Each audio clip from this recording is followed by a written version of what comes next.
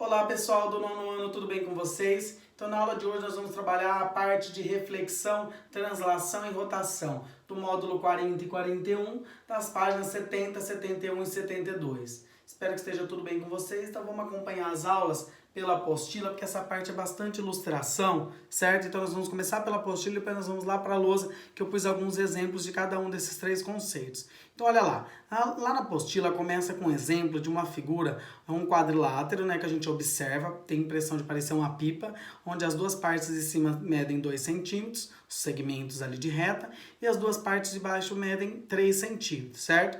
Então é muito comum a gente acontecer da gente cometer um erro de falar que as partes de cima, o segmento AB e o segmento BC, são iguais. Eles não são iguais, eles têm a mesma medida. Porém, eles não estão na mesma posição. Para eles serem iguais, eles teriam que estar na mesma posição, certo? Então, o que acontece? Quando tem a mesma medida, a gente chama não que esses lados são iguais, que esses lados são congruentes, certo? Então, a gente não pode esquecer o conceito de congruência. Então, olha lá. Então, no estudo da geometria, podemos transformar apenas um segmento ou outro que seja congruente por meio de um movimento. Então, são os movimentos que a gente vai estudar agora, que são os movimentos de isometria, certo? Então, o primeiro que nós vamos estudar é a reflexão, depois o translação e depois o rotação, que são os três principais. E aí tem reflexão com deslizamento, que é o reflexo, onde vai de um lado para o outro, e aí ele faz um deslizamento, às vezes para cima ou para baixo, certo? Mas os três principais são os reflexão, o translação e rotação. Então, olha aqui, na lousa a gente tem um exemplo aí na apostila diferente do exemplo que eu coloquei aqui, certo? Mas aí, se você observar as cores, você vai ver que acontece o mesmo que está acontecendo aqui. Então, olha lá, reflexão. Se a gente for na frente do espelho, a nossa imagem fica invertida, não fica? A mesma coisa na geometria aqui nos movimentos. Então, olha lá, o movimento de reflexão na isometria, o que acontece? Se a flecha está virando para direita, a outra vai ficar virada em torno de um eixo para esquerda, certo? E assim por diante. Na translação acontece um pouquinho diferente.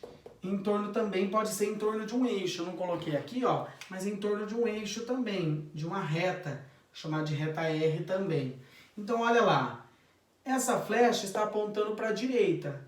O que aconteceu? A translação, ó, ela continuou para a direita. Então, isso tem a ver com transladar, igual o navio. O que acontece? Ele vai só para frente. Claro que ele faz os movimentos também para lá. Ou um avião. Se a gente observar um avião em linha reta ou o mar de acordo com a horizontal, o que ele faz? Ele faz um movimento de translação. Um carro, se o carro estiver sem movimento e ele começa a andar, ele está fazendo esse chamado de movimento de translação. A mesma coisa um elevador. No elevador, quando você está subindo no elevador, ele faz em relação à vertical um movimento de translação. Ou uma escada rolante, que é de acordo com a diagonal, mas ele também é um movimento de translação.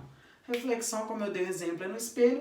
E de rotação, olha que legal. A flecha está virada para cima. Quando eu ando 180 graus com ela, o movimento que ela fica, ó, para baixo. Então ela andou 180 graus, só que agora não é em torno de uma reta, é em torno de um eixo. Então olha aqui o eixo, esse ponto, que eu posso chamar esse ponto de ponto R. Lembrando que é R maiúsculo, né? Então olha lá, o ponto R. Então ela está fazendo um movimento de rotação, essas flechas, só que ó, de para cima ela poderia ficar 90 graus, mas eu virei ela 180. Então ela fez um movimento de rotação em torno do eixo R, certo?